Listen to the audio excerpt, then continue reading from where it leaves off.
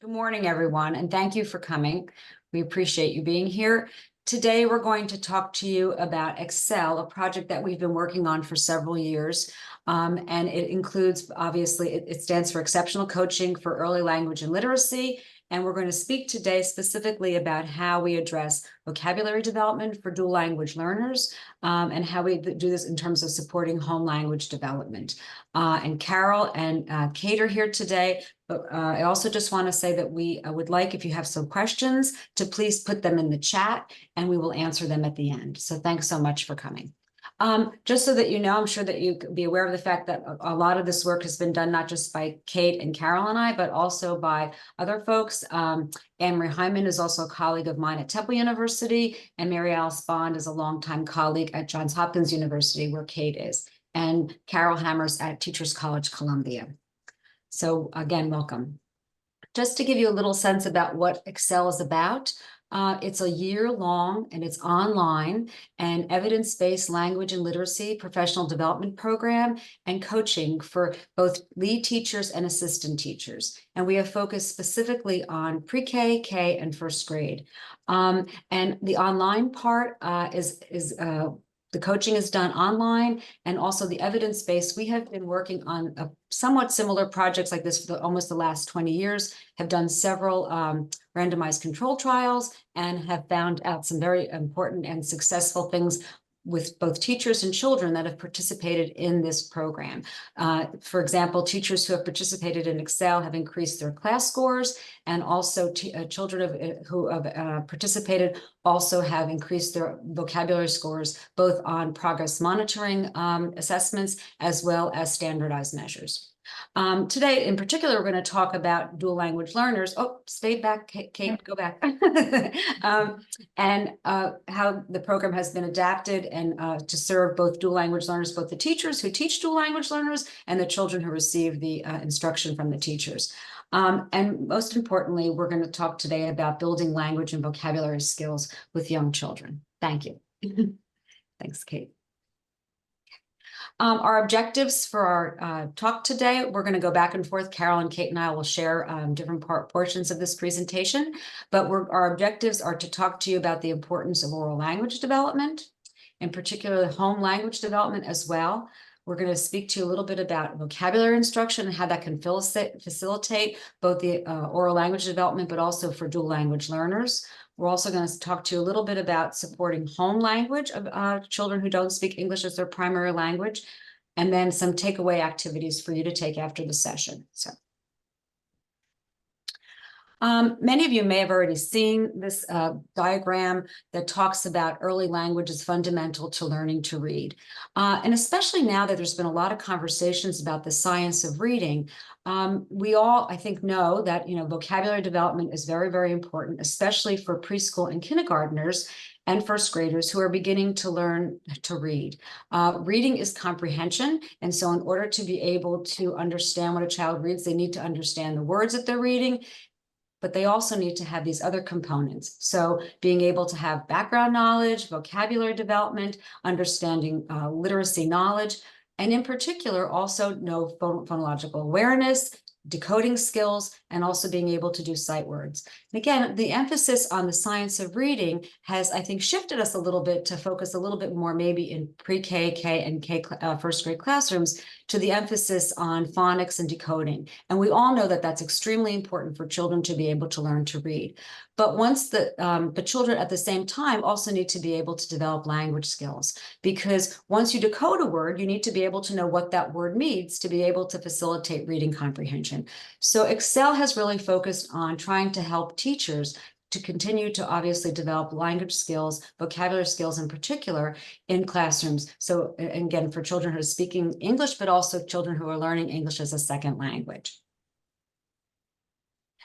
And again, just to reiterate, developing language and vocabulary skills, we also know from research, and this has been, I'm sure you folks that are familiar with literacy and literacy development in young children, we know that strong oral language in the early years is a critical foundation for success in being able to read. For the reasons that we just said, children really need to be able to understand the meaning of words, and their background knowledge and their understanding of the context of which they're reading in really facilitates children's understanding of language. And then also, we want to be able to provide all children in your classroom with opportunities to learn new words so that they can become more effective and efficient readers. And the work that we've done over the years, and again, teachers, as you know, classrooms are busy, and sometimes it's not always the opportunities to be able to talk about vocabulary words in detail. What Excel tries to do is tries to be able to bring those vocabulary words into focus for the teachers and provide materials, which we'll talk about today, to be able to facilitate teachers being able to review vocabulary words, to be able to talk about vocabulary in the context of a book reading experience, and to be able to have ways to be able to see if children actually do understand the meaning of the words as they are growing and learning in a classroom. So I'm going to turn this. So again, we're going to talk a little bit about the positive outcomes for teaching language and vocabulary. And obviously, the first one is that children learn language and vocabulary, which is an important piece of being able to learn to read. But also, as we work with pre-K and K children and their teachers, we understand that the development of these skills actually prepares children to be ready to read as they enter first grade classroom and even a kindergarten classroom, which I'm sure you're currently aware of. Phonics programs that are being presented in kindergarten, and being able to have oral language skills to be able to take advantage of those phonemic awareness, phonological processing, and phonics programs. I think the data also really clearly shows that children who can express themselves, there is a reduction in behavior problems. When children can be able to tell you how they're feeling or what they're frustrated about and use their language skills to be able to do that, they are less likely to be able to be frustrated, not and act out. And that's not just we have found in our work, but it's been systematically found in the early literacy research. And also, teachers report that they have better management skills because children understand better what they're trying to say and to do, and they also have the comprehension of not only the teacher, but also other children in their classroom. And then finally, teachers have reported they feel more effective with instruction with using Excel, because they not only have been able to have strategies that we're going to talk about that we teach teachers through Excel, but also they feel a sense that the children have a better comprehension of language. And therefore, it becomes a more easier way to be able to communicate what the wants and needs of the classroom are. So I'm going to turn this over to my colleague, Carol. All right. Thank you so much, Barbara. So we kind of want to set the stage here for supporting home language development for our dual language learners. And so on the next slide, we'll talk about who dual language learners are. So there's many terms that are used for dual language learners: English language learners, English learners. We prefer dual language learners because it recognizes that children are learning two languages, their home language as well as English. Bilingual, of course, is another term, or emergent multilingual learners. But what we really want to do is talk about who are we talking about when we talk about dual language learners, or DLLs. So often we think about a child who is a DLL as a child who really doesn't know much English, which is definitely true. But really, a dual language learner is any child who's exposed to another language other than English at home. So many will come to school knowing some English or a lot of English, but also have their home language. And we don't want to forget that, one, because we want to support the home language of children who are coming with that home language.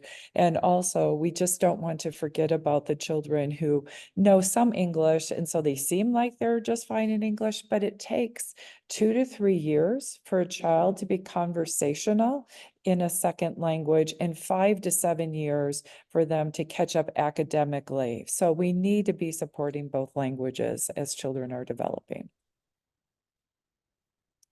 And what we also need to remember is that children are developing their vocabulary skills in different contexts. And so their vocabulary may differ depending upon the theme or the topic. So most times what happens is dual language learners are coming to school with a rich vocabulary, but it's more based in the home. And often parents will work on academic language, not surprisingly, but they will teach that in English.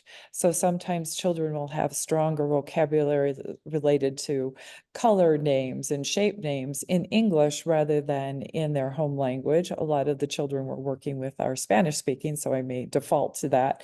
So it may be, oh, this child doesn't know their colors when you ask in Spanish, but it actually is, they know the color words in English. So it's really important to think about the child's total vocabulary and not just a vocabulary in, say, their home language. And what a theme that's going to run through our presentation today is whenever possible, it's really important to teach in the home language first to establish that foundation, because children typically are coming together with stronger language skills in that home language, or maybe equal skills to English. And so we want to build on the knowledge that they have while they are learning English. If we're only teaching to their English skills and they are just learning English, they're not really building any content knowledge. So we really want to be building the content knowledge with that whenever possible. So if there's someone in the classroom who can teach in the home language first and then teach it in English, and tie that home language to English whenever possible. We'll also talk about what happens if you don't know that child's home language and how to support the children. The other thing is we want to make sure that we're not focusing on interpreting for children as opposed to teaching in children. Many times when I go into classrooms, I'll see that the teacher may say something in English first, and then if the child doesn't seem to understand, we'll say it in the home language. The problem with that is that we're serving as an interpreter like you would with an adult. And when you're adult and you're not trying to learn a language in a particular conversation, that's really helpful. On top of, but if you are, the child needs to be able to hang on to the knowledge and what was said in their home language and link it to English. If English is used first and then the home language, it's really hard for the child to remember what was said in English when they don't know that language. So teach it first in the home language and then tie it to English. Thanks. And so the reason for teaching in the home language whenever possible is that children come to school with extensive background knowledge in their home language. Sometimes it may be different than the themes and the topics that we're talking about in the classroom. And I would argue that we want to bring that background knowledge into the classroom and build on those themes. But children come with a lot of knowledge. They also come with a knowledge of language. So they've learned Spanish, for example.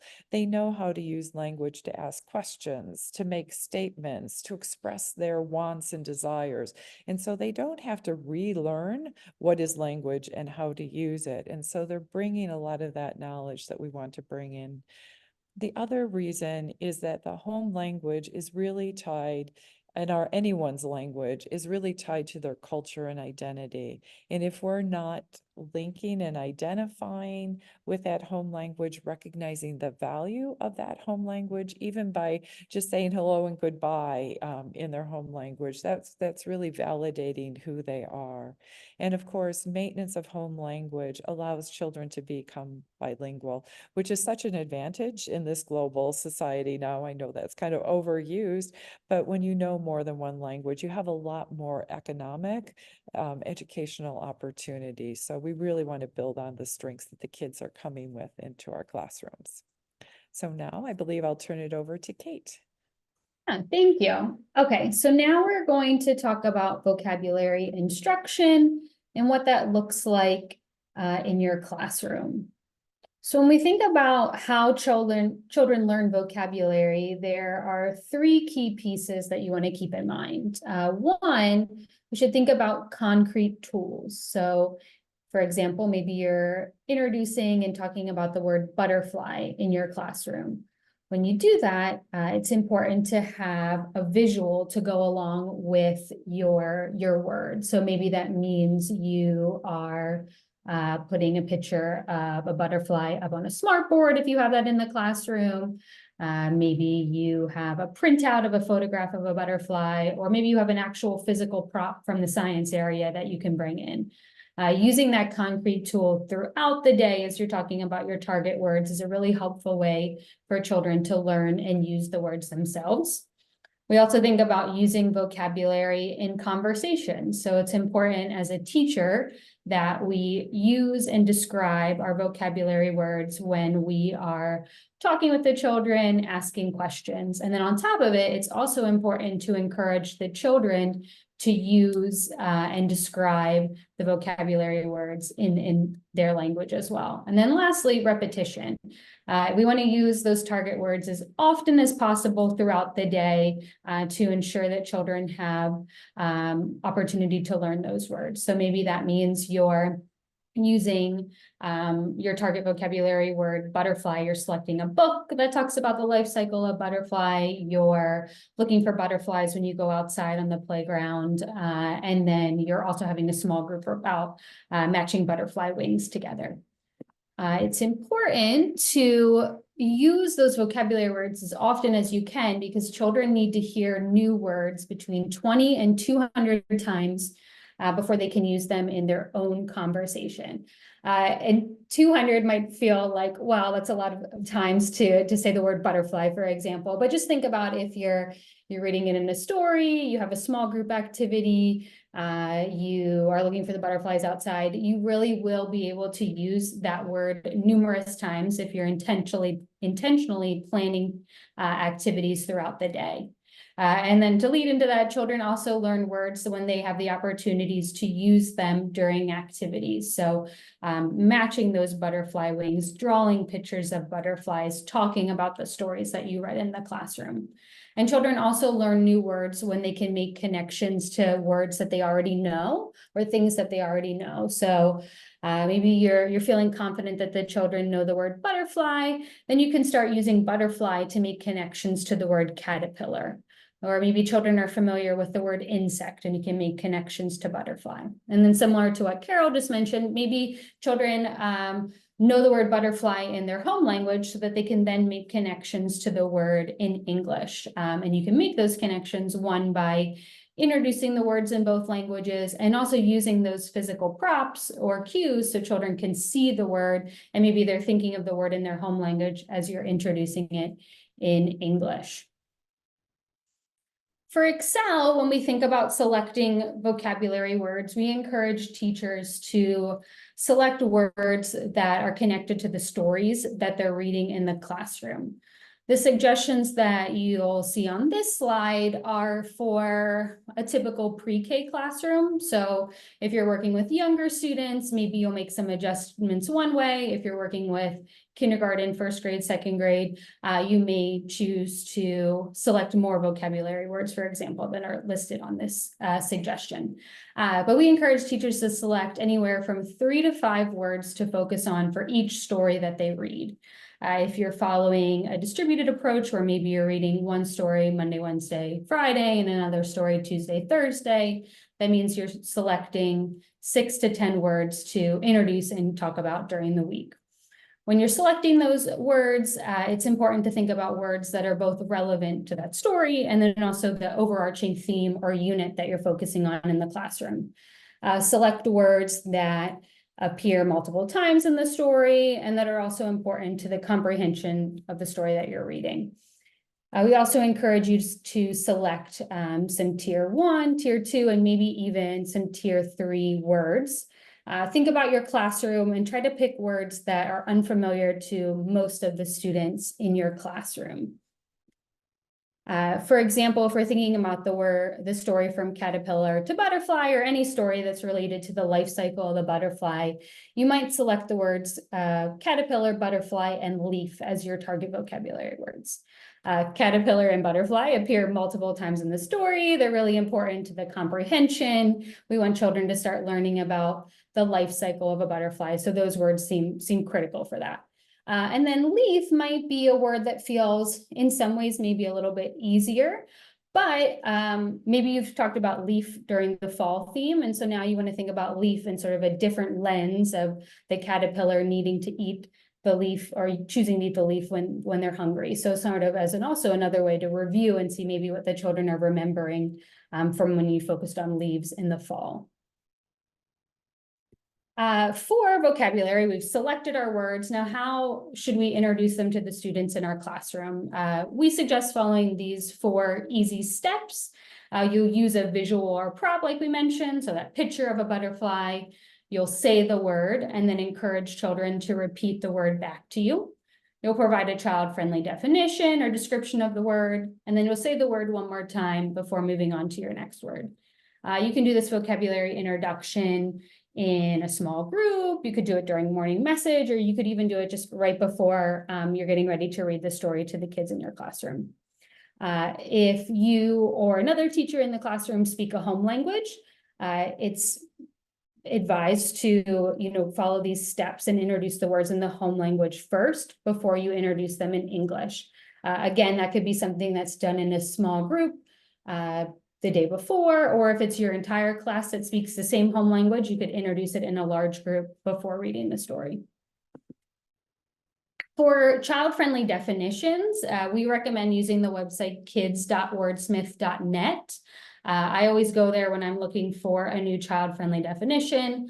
The screenshot on the right is a picture of what Wordsmith suggests as a definition for a butterfly. I use this as my starting point, and then you can see on the left there, I've simplified the definition just a little bit to frame it for the pre-K students that I might be introducing the word to.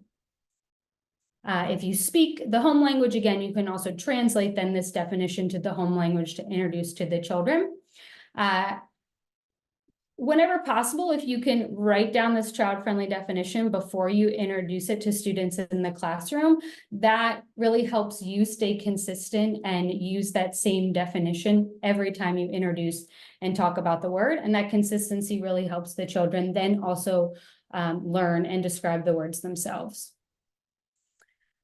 Just as a quick example, these are the vocabulary cards that the teachers who participate in Excel receive. I'm just showing this because this is something that you could make for your classroom. There is that visual of a cat, there's that image so children can see the word, as well as the word and the child-friendly definition in this case, 2 languages, but you could put whatever languages are appropriate for your classroom. Okay. So now I'm going to show a quick sample of a teacher who is introducing the vocabulary words for Peter's chair in the home language. The home language in this case is Spanish. So if you're not familiar with Spanish, just listen along, see if you can try and pick up on those steps that I just talked about, using a visual, saying the word, having the children repeat it back, and also providing that child-friendly definition. We'll watch this video, the teacher's introducing the words in the home language before the lead teacher introduces them in English. Ok, niños, vamos a conocer hoy nuevas palabras del vocabulario que vamos a usar en este libro que les voy a leer a continuación. Esto es el color rosado. El color rosado está hecho de mezclar el color rojo con el color blanco. Este es el color rosado. Este es el color rosado. También además vamos a conocer otra nueva palabra del vocabulario, que es una cuna. Que la cuna es la cama donde duermen los bebés. Esto es una cuna. Okay, so there we saw a quick example of the teacher introducing 2 words in the home language. We saw the visual or the prop. The children repeated the word, and she also provided a child-friendly definition. So now we're going to Okay, niños. the lead teacher watching or introducing the vocabulary words to those same group of students in English. So they've heard the vocabulary words in their home language and now can make connections to the vocabulary in English. Here we have the color Pink. pink. Very good. Pink is made by mixing white and red together. Very good. Let's get another one. Okay, so can you say pink? Pink. Rosado. This is pink. Pink. Pink. Wait. Yes, we see pink in our classroom. This is a cradle. It is a cradle. Baby. Right, that is a place where a baby can be rocked from side to side, where babies sleep. Cuna. In Spanish, it's cuna. This is a cradle. This is a cradle. Very good. Okay, so there we saw two examples of a quick vocabulary introduction. And this is what the teachers will do the first time, or maybe even the first few times that a children is introduced to the word. And next we'll talk about what happens when you've been talking about those words for a couple days and best practices to review the vocabulary. Here.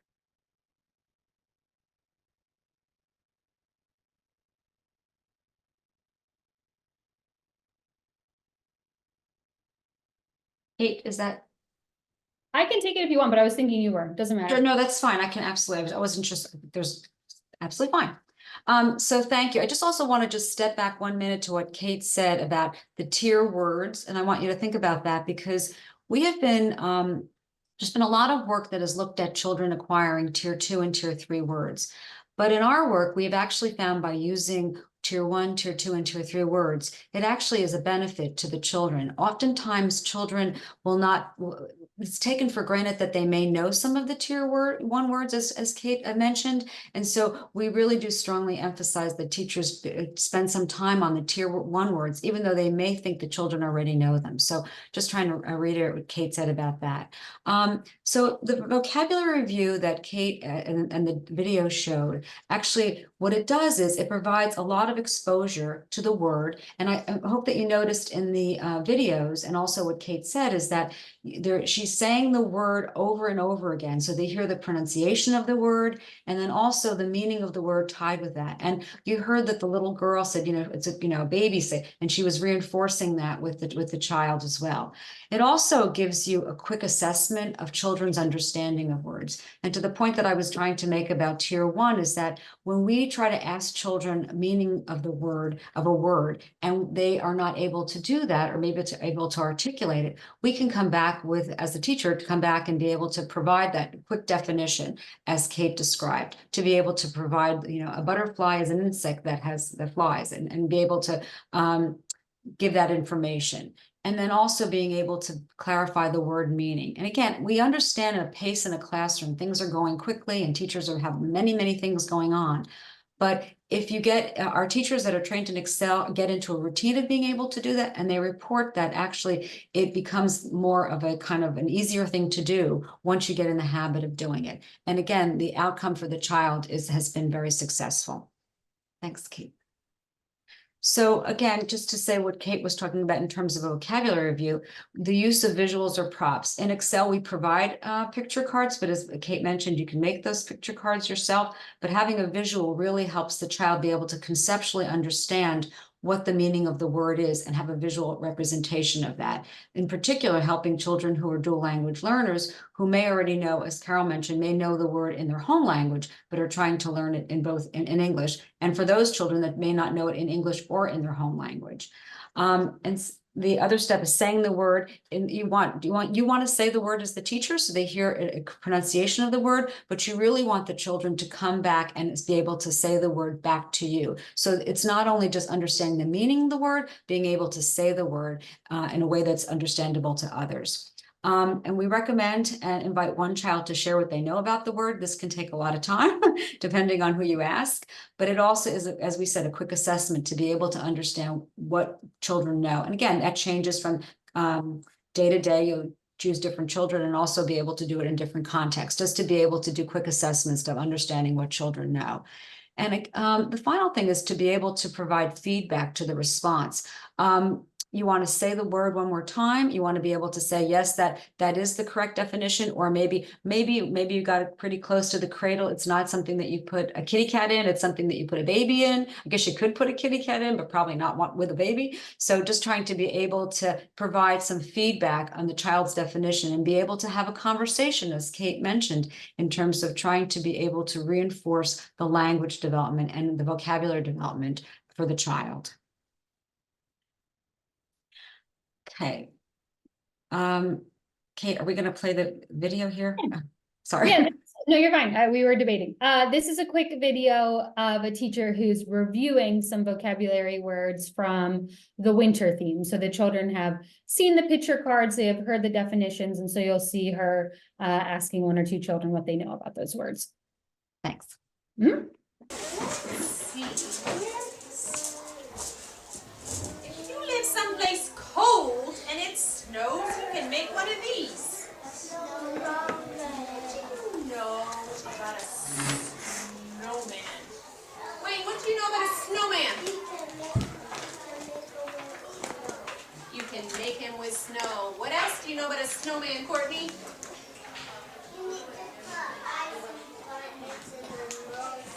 You need to put eyes and a nose and buttons on it. And what season do we make snowmen in, boys and girls? What season is this? Winter. Come on, Chris. And when it's winter and you have to go outside, you have to get all what? Bundled up. So in the video, you see how the teacher is reinforcing the vocabulary words. I'm assuming that in this situation, she's already reviewed them once before. The children actually know some of the words, which is really good. And then also being able to hear, for some children that may not actually have gotten it yet, they're having reinforcement not only from the teacher, but also from their peers, which is very, very powerful in terms of trying to learn English, but also for children that are English speakers, but are still trying to conceptually understand what the meaning of the words are. So we're going to talk a little bit about supporting language and vocabulary development in your home language. One of the things that we recommend, and we're going to talk about each of these things in more detail, is working in small groups. Also being able to complete a picture walk of a book, especially for children who are learning to speak English as a second language. We also want to be able to talk about some strategies of modeling and using some descriptive language to be able to support children in learning vocabulary and language. An important part of our Excel model is being able to train teachers and support teachers in being able to ask open-ended questions where they provide children the opportunity not only to answer the question and then provide some feedback. One of the things about asking open-ended questions is that we've heard that so many times over the years of how important it is. But it is even more important in asking an open-ended question that we allow opportunities for the children to respond to those questions and then be able to give feedback to their response, which is really the nature of a conversation, being able to have that back and forth. And then, as I said, provide meaningful feedback, as opposed to that's a great idea, but be able to actually take the time to be able to respond to the child. We understand that this can happen multiple times. I mean, it cannot happen constantly in a classroom, but there are opportunities that it can be carved out during certain activities, maybe after a book reading or during a science activity, that this is a very adaptive opportunity to be able to create these opportunities for conversations and to be able to help children develop their vocabulary. The first thing is working in small groups. And again, I think this is one of the important piece about being able to have both kids that speak English and speak a different language in the small groups, and then also at times just kids that are just speaking the same language. I think it's really important to be able to increase the opportunities for children to be able to talk to one another. And Carol could speak more to this in terms of when children are learning English, sometimes they learn it better from their peers than they do sometimes from adults, and they have the opportunity to hear their peers speak and be able to communicate with them. So that's an important piece in terms of working in small groups.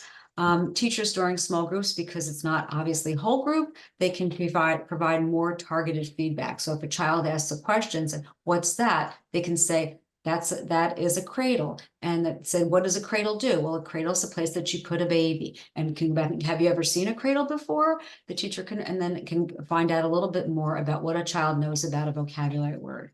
And then most important for today is the time to provide additional support to dual language learners.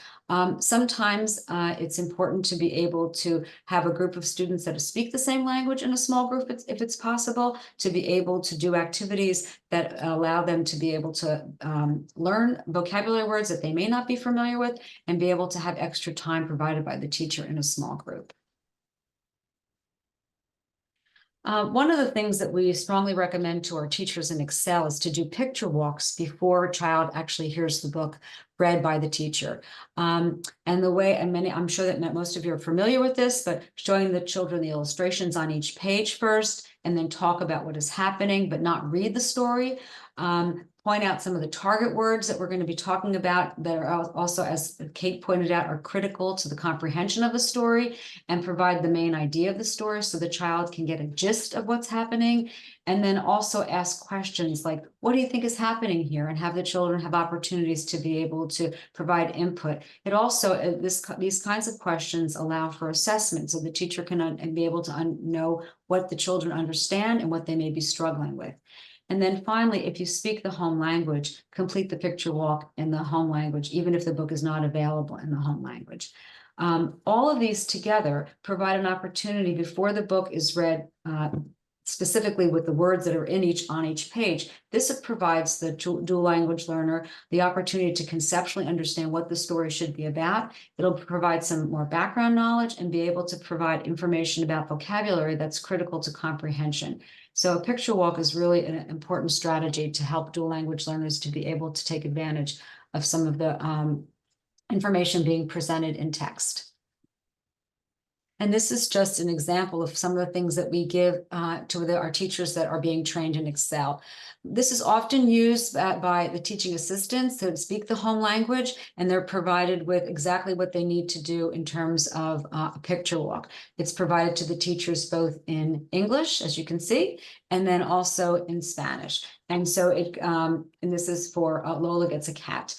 And the vocabulary words are put on the top for the teachers. They know which ones they're trying to focus on. And again, it's both in the home language and in English. So the teaching assistant or the teacher, if she does speak another language, can use this as a guide to be able to go page by page of a picture walk. This is just one example of one of the materials that teachers that are in Excel are given.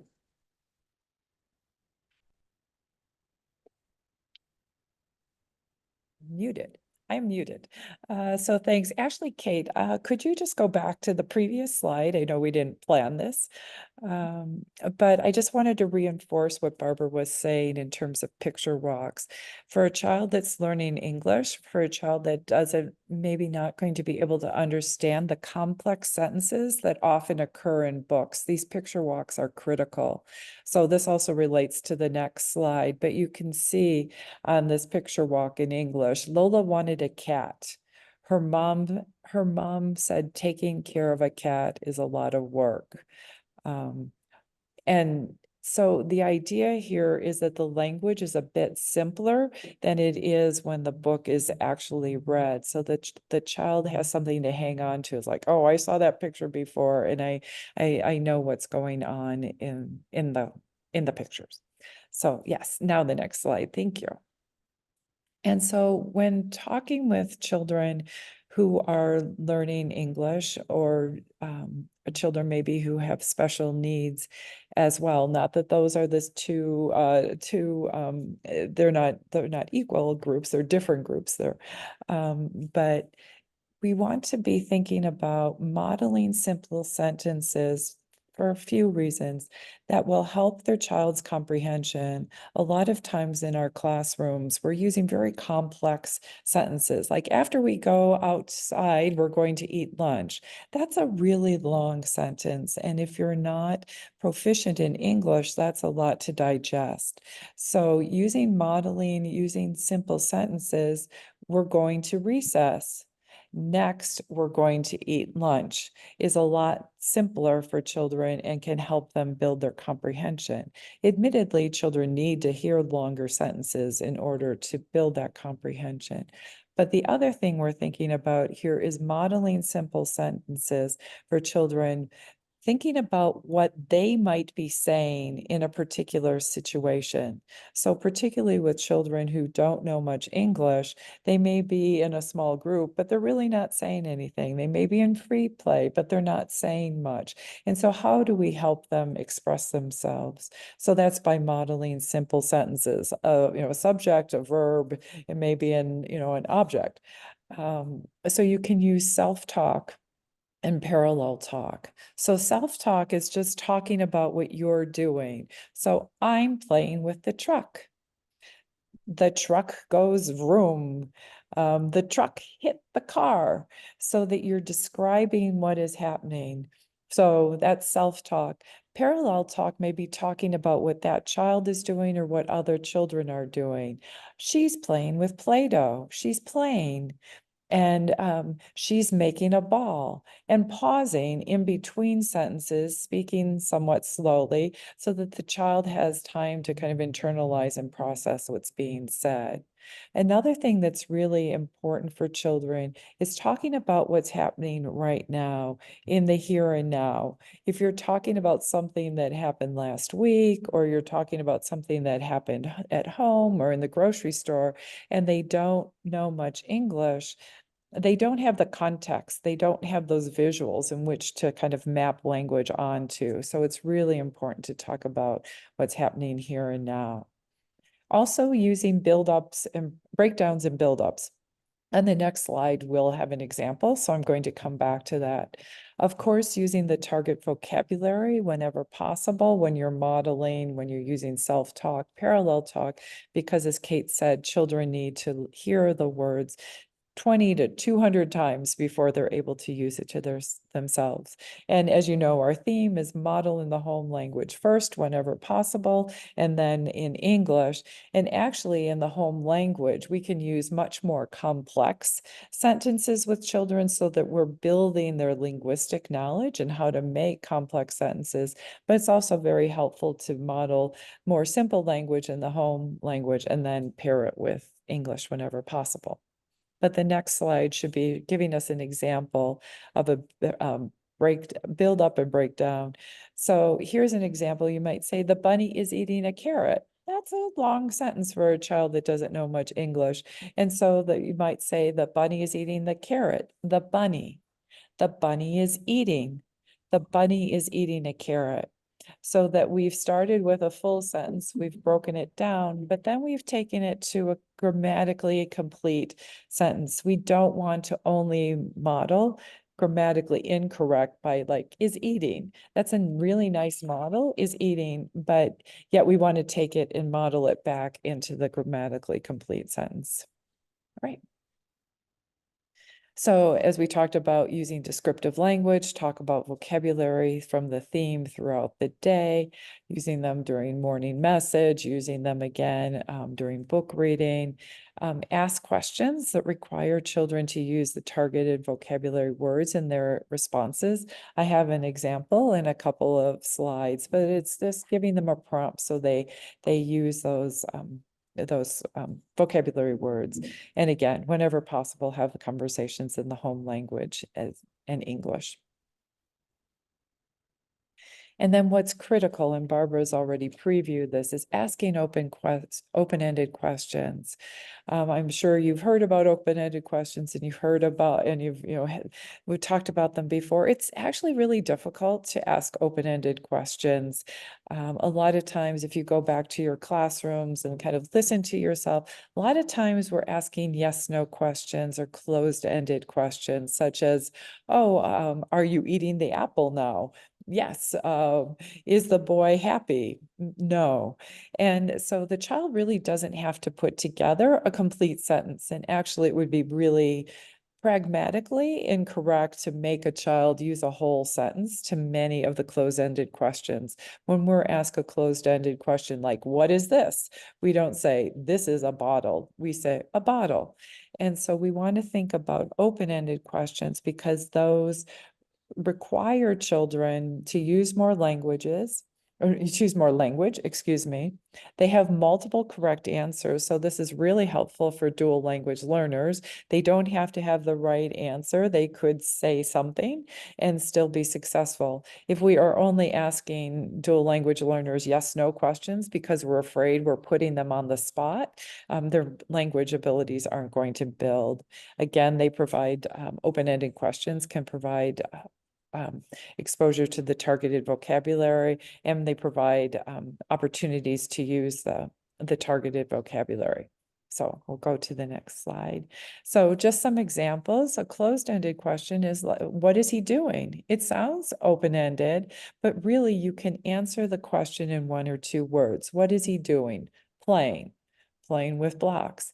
They don't obligate the child to use a whole sentence. And again, we wouldn't want to say, if you ask the child, what is he doing? And they say playing, you won't want to say that in a full sentence. That's not something we do as adults. So we want to think about these open-ended questions. What's happening? You can't say playing. You have to use a whole sentence there. He is playing. And again, there's several possible answers, and they can't be answered in 1 and 2 word sentences. So just some really fallbacks that are really easy in case you're not coming up with an open-ended question on the spot is tell me about this. Describe this. What's happening? Why? Now, why is that? It's a good open-ended question. It's hard. So maybe for a beginning dual language learner, we're not asking that right away. What else? Tell me more.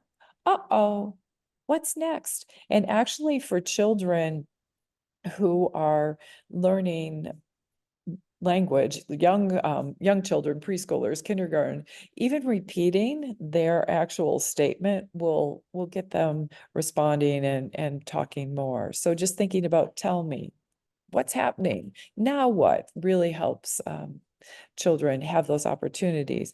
And if children don't respond, what we want to do then is model a response that they might say, and that they might be able to repeat after you.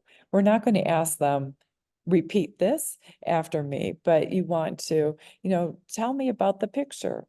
The child doesn't say anything. We can say, oh, there's a bunny, there's a bunny, and pause.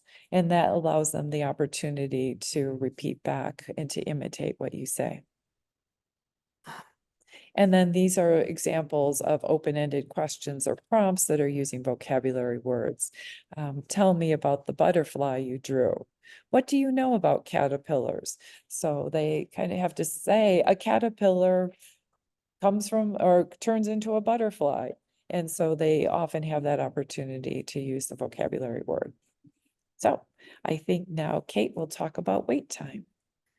Yeah, so you come up with these great open-ended questions, you ask a child an open-ended question, and before you quickly ask another question or model a response, it's important to provide some wait time and pause before you call on a student or again, model a response to a child that maybe doesn't provide a response to you. Wait time is probably one of the hardest things that I feel like the teachers I'm working with struggle with and they find a challenge. Silence is scary. Silence is probably really scary in a pre-K classroom, right? But allowing that time for the children to listen to your question, process your question, and come up with an answer takes some time. And thinking about our dual language learners on top of all of those, coming up with a response, they may also be in their head translating your question back and their response back and forth between their home language and English. So as often as you can, we encourage teachers to, ask an open-ended question and then maybe count to 5 in your head before asking another question, calling on a student, providing a response. A strategy that some of my teachers have tried through Excel, it seemed to really work, is sort of maybe once or twice during a large group activity is sort of set the stage of this wait time by saying, okay, and even before they ask a question, say, okay, I'm going to ask a question, but I want us all to think about it, come up with an answer, and I'm not going to call on anyone until 5 students raise their hand or a number that feels appropriate for your classroom. That way, you're sort of maybe priming and getting the children in the routine that there is going to be some silence before you look for a response. That really helps with the students in the classroom that may just call out a response when there's silence and they want to share the answer. So that's something you could try with wait time as well. But you ask your question, you pause, and you hear some sort of response from a child, whether it's they're pointing or they verbally share a response with you. It's important to provide feedback. The feedback allows you to continue the conversation and have these back and forth responses with the child. Feedback encourages that continued conversation about target vocabulary. So both you and the children are using and describing those words. You can scaffold their language, so you can provide a more elaborate response, provide a more complete sentence or a grammatically correct sentence. You can clarify any information. So maybe a child provides a response that's sort of close, but maybe there's a part of their answer that's a little bit off. So you can clarify that information in the feedback that you provide them. But of course, as you all probably know, you'll receive lots of types of responses from the children in your classroom. Maybe you ask the question, what do you know about butterflies? In some cases, maybe you won't have any response from the child. They'll just sit there and they'll look at you. In that case, after you wait a few seconds, we encourage you to model a response by using the vocabulary word. When you model a response, then you can pause again and see if the child then at that point wants to or feels comfortable repeating what you said or maybe adding more information. Sometimes you ask a question and they'll point to the butterfly on the table or in the book, but they won't verbally say anything. Again, you can model a response and use the vocabulary word. Maybe you ask a question and they provide a response like wings. They have wings, but don't explicitly use that target vocabulary word, a butterfly. Here, when you respond to the child, you can recast their response by including the target vocabulary in what they say. So add on and respond to using the information that they say, but include that target vocabulary word in your response. And then lastly, maybe they provide you with a solid response that includes the vocabulary. It sort of answers your question. In that case, you should still repeat what they say. You can, again, add on more information. And this is a great time. You could even ask a follow-up question.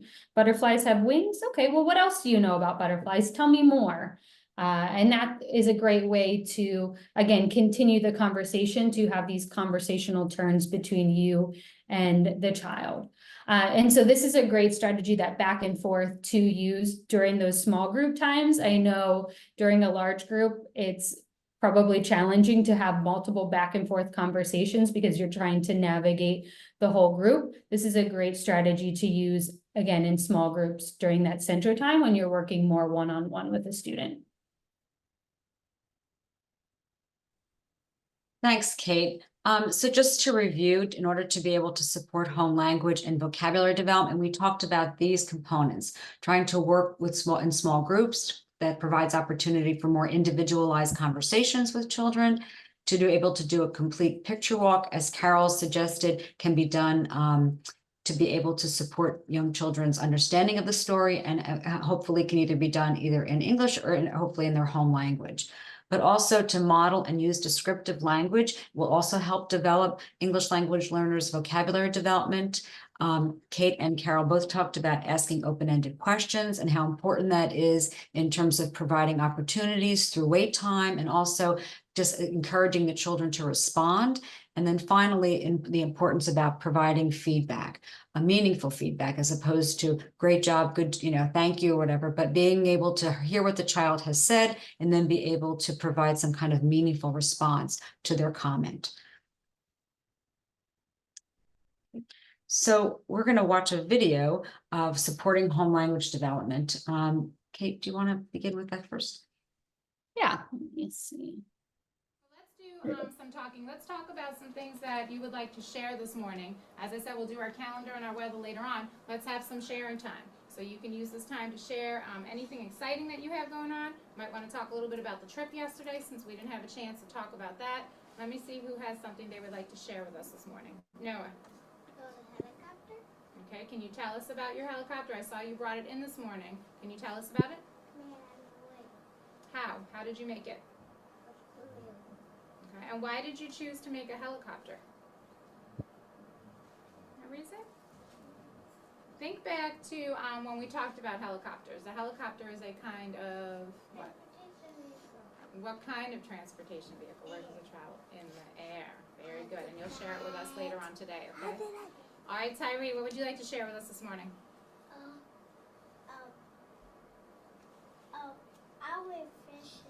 did? Did you catch a fish? Tell us about it. I caught a big fish. What did you do with the fish? Eat it. You did. Who did you go fishing with? My family. Your whole family went? Do you know where you went fishing? In the ocean. Do you know where it was? Down from the lane. So how did you get there? Jumped in a boat. You took a boat to go fishing? Uh-huh. Oh, that sounds exciting. So you were using some transportation too. What kind of transportation were you using? Water transportation. Water transportation. And also I'm talking about animals, which goes with what we've been talking about. So this teacher, as you see, she was actually in the process of talking and to the children, talking with the children. She asked them several open-ended questions. She asked the question, why, tell us. Others were closed question, but she was trying to continue the back and forth and have the children be able to respond and provide some information, which is a good example. Sometimes we'll do this in a training and ask to see if teachers can identify the open-ended questions, the closed questions, but also be able to see how she was able to have a nice flow. This came after several times of training and being involved and being able to understand how to use open-ended questions. But I think it's a good demonstration of how you can get feedback from children and be able to provide feedback to them to continue a conversation and scaffold their language. Okay, thank you. And so here's another example talking about transportation. This is mostly in Spanish, but you'll see the teacher is talking about land versus sea transportation. And as this goes on, she integrates more and more English. We're showing you a short clip and the children are using English going back and forth. But yes, go ahead, Kate, and play, and then I'll make a couple more comments. Muchas láminas de cosas que estamos discutiendo en el salón. ¿De qué es que estamos hablando en el salón de clase? Camión. ¿Qué más? Estamos hablando aviones, helicópteros, ¿qué más? Caballo. Caballos, ¿qué más estamos hablando en el salón? Caballo ahí. ¿Tú lo viste allí en el libro? No. Sí, yo lo vi. ¿Tú lo viste aquí en el libro que estábamos discutiendo en el salón? Sí. Muy bien. Esos son medios de transporte. Medios de transporte o medios de transportación. Yo les voy a enseñar unas láminas para que ustedes me digan qué medios de transportación ustedes reconocen. Vamos a poner estas coronas. ¿Qué coronas, mi amor? La de flores. Oh, para allá vamos a ir ya mismo para el salón a terminar de hacer lo de San Patricio, ¿verdad? Pero ahora vamos a discutir lo que estamos hablando de transportación. ¿Qué podemos ver aquí? Un camión. Un camión. Un camión. Un camión. ¿Y ustedes saben cómo se le llama esto en inglés? Y está pegado y hace así. A esto se le llama truck. Truck. Can you say truck? Truck. Truck. Y en español se llama Camión. camión. ¿Y este medio de transportación va en el agua, en el aire o en la calle? En la calle. Eso quiere decir que es un medio de transportación Abajo. terrestre. Can you say terrestre? Terrestre. Un medio de transportación terrestre. Great. So again, sorry if you weren't able to understand, but she was reviewing vocabulary, talking about the different modes of transportation by land, terrestre, air, and by sea. And so you can see in this classroom that the children are definitely Spanish dominant and have lots of strong skills in their Spanish language. And so she's slowly building their English skills. And a couple of take-home messages about dual language learners is that speaking a second language does not harm children's English language development, nor does only instructing in English actually make their English language development occur faster. Many studies have been conducted that show that bilingual classrooms have equal outcomes for English language development as well as supporting the home language. And what we know is when children are in English only classrooms, their English language can definitely can advance. However, their home language skills typically are not advancing and are decreasing in many ways. The other take-home message that I want you to remember is children with disabilities can learn 2 languages. They can learn more than 2 languages. So please never tell a parent that they should not speak their home language to their child, particularly a child with disabilities. There's no evidence that that harms them as well. So if we're telling them not to speak their home language, we're taking away their identity, their culture, their connection to families. So please know that the research shows that a home language does not harm English language development. And as you probably know, more than half the world is bilingual, and we're very capable as humans of speaking more than one language. Now, many of you may not speak the home language, and that's perfectly fine. You can use other supports, hopefully involve another adult, maybe another teacher, another assistant teacher. In Excel, what we do is we pre-record like the books in the home language so that the teacher can work in a small group and can play the recording of the book in that home language prior to the reading of the book. But again, working in English is definitely fine if you don't speak a home language. Working in small groups, using simple sentence, and learning key words in that home language, and just even making camion and truck are the same thing. So, all right, thanks. We are just about at the question time. So if you have any questions, feel free to put them in the chat. And I think in a second too, maybe you'll be able to unmute and ask questions that way as well. But I just wanted to note the handouts that are uploaded on the presentation website. You'll have access to the slides that we just went over, as well as 2 additional resources.